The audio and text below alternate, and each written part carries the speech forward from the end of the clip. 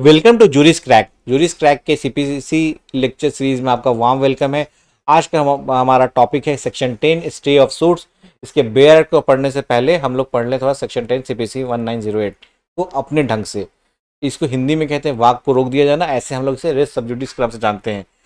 Court क्या है, section 10 कह रहा है नो कोर्ट, किसी भी तरीके कोर्ट को shall proceed with the trial of any suit.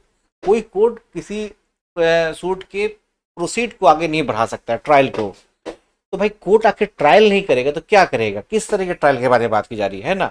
ये बता रहा है कि कोई no court shall proceed with the trial of any suit. तो आखिर ऐसा सूट कौन होगा in which the matter in issue is also directly and substantially in issue.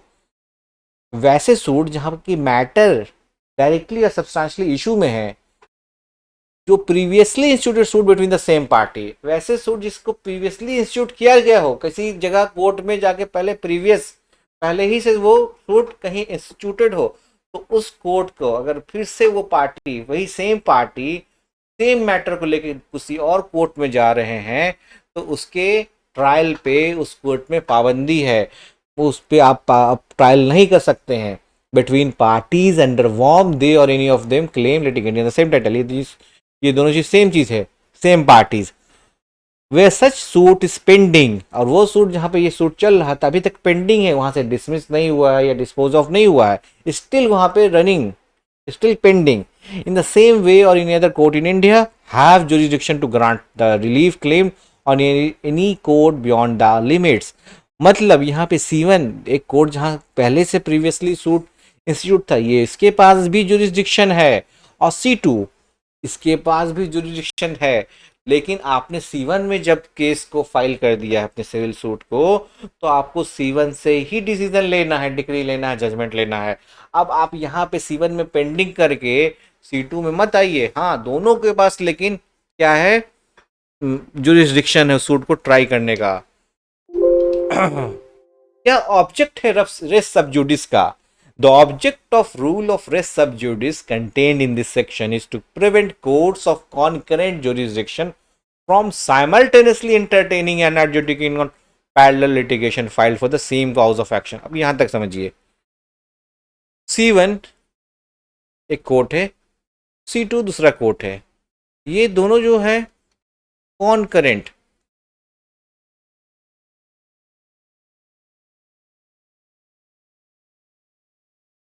Jurisdiction मतलब same power, same authority, same सब कुछ दिया गया है। किस मामले में? इस इमूवेबल प्रॉपर्टी के मामले में। एक प्रॉपर्टी है,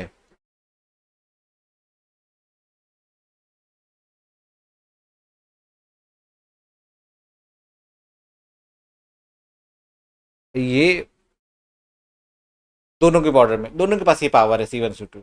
लेकिन पार्टी प्रेफर करता है 2020 में A वर्सेस B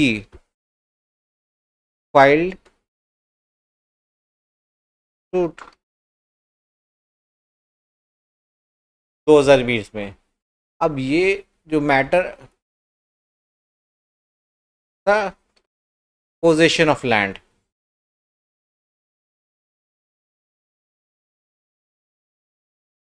यही लोग क्या होते हैं 2022 में जाके C2 में भी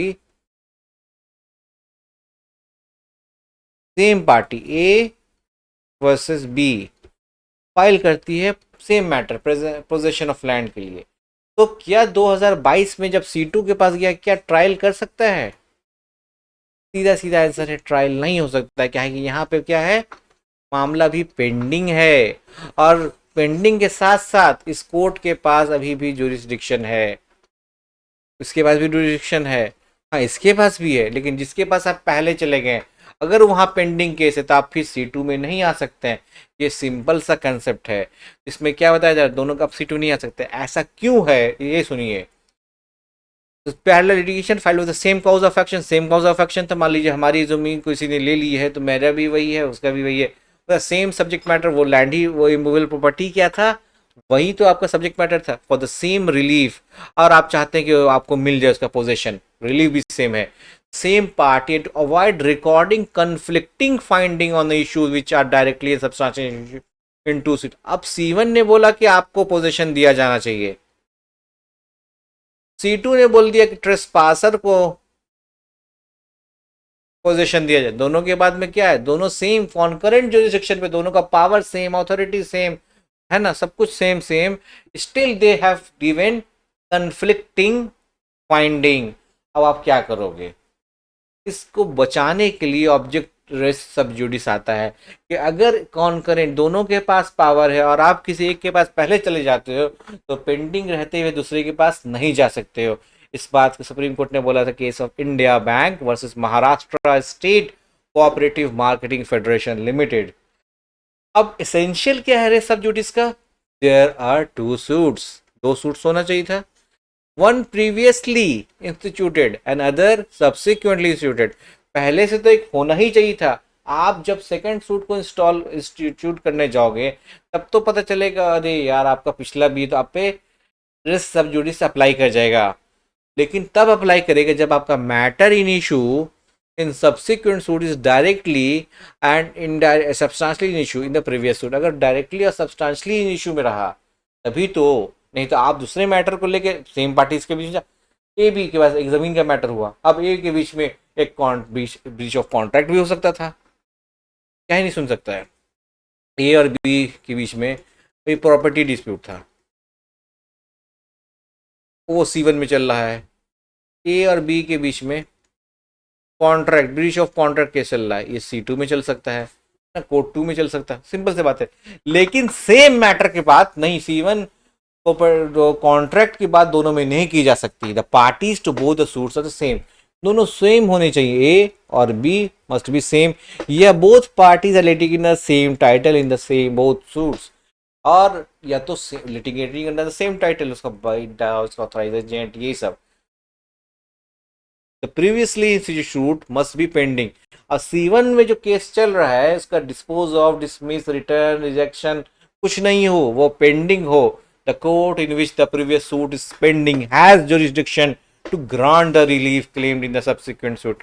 बार बार मैं बोल रहा हूँ, दोनों कंकरेंट जुरिसडिक्शन में है, दोनों न्याय दे सकते हैं, लेकिन आप चाहते हैं कि एक जगह न्याय में अगर थोड़ा लेट है, पेंडिंग है, आप दूसरी जगह अप्लाई कर लीजिए। इसे रेस सब जुडिस रोक दे रहा है।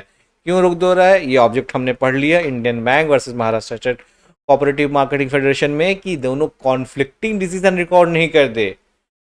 तो एक्सेप्शन टू रेस सब जुडिस क्या क्या होता है, foreign courts pending litigation, foreign में केस चल रहा है, आप इंडिया में आके कर सकते हैं, इंडिया में आप कर सकते हैं, उस पर आप किसी भी तरह का रेस सब जुडिस अप्लाई नहीं होगा। इंटरिम ऑर्डर, इंटरप्रेटरी ऑर्डर पे भी क्या होता है, सेक्शन 10 नॉट बिकम एप्लीकेबल। उसी प्रकार से अगर कोई समरी सूट है ऑर्डर 37 में तो उस पर भी ये नहीं होता है। तो आप आइए बेयर एक्ट पढ़ते हैं। No court shall proceed with the trial of any suit. सम सही बात है, कोई सूट ट्राई नहीं कर सकता है कब, in which the matter in issue is also directly and substantially in issue.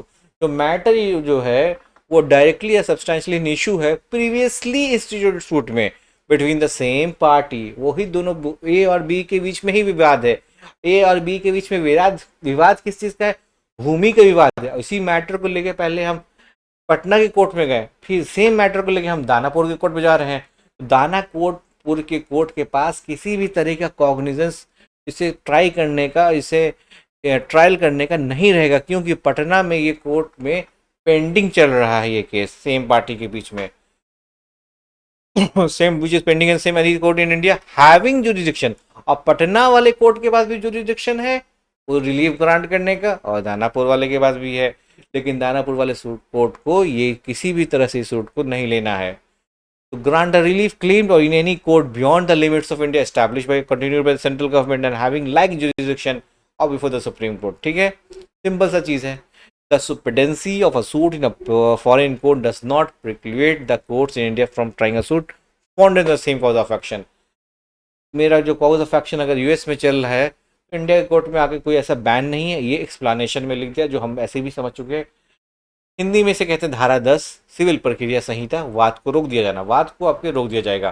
कोई न्यायालय ऐसे किसी भी वाद के विचरण में जिसमें विवाद विषय उसी के अधीन मुकदमा करने वाले किन्हीं पक्षकारों के बीच में या ऐसे पक्षकारों के बीच में जिनसे वही उत्पन्न अधिकार के अधीन हो या उसमें से कोई दावा करते हैं किसी पूर्वतन संसदवाद में प्रत्यक्षता और सारथ विवाद है, आगे कार्यवाही नहीं करेगा। जहां से आगे कोई कार्यवाही नहीं करेगा जहां ऐसा वाद उसी न्यायालय में या भारत के किसी भी अन्य न्यायालय में जो दावा किया गया अनुतोष की अधिकारिता रखता है और भारत की सीमाओं के परे करने वाले ऐसे न्यायालय जो केंद्रीय सरकार द्वारा स्थापित किया गया तथा चालू रखा गया, वैसी अधिकारिता रखता है उच्चतम न्यायालय के समक्ष लंबित हो।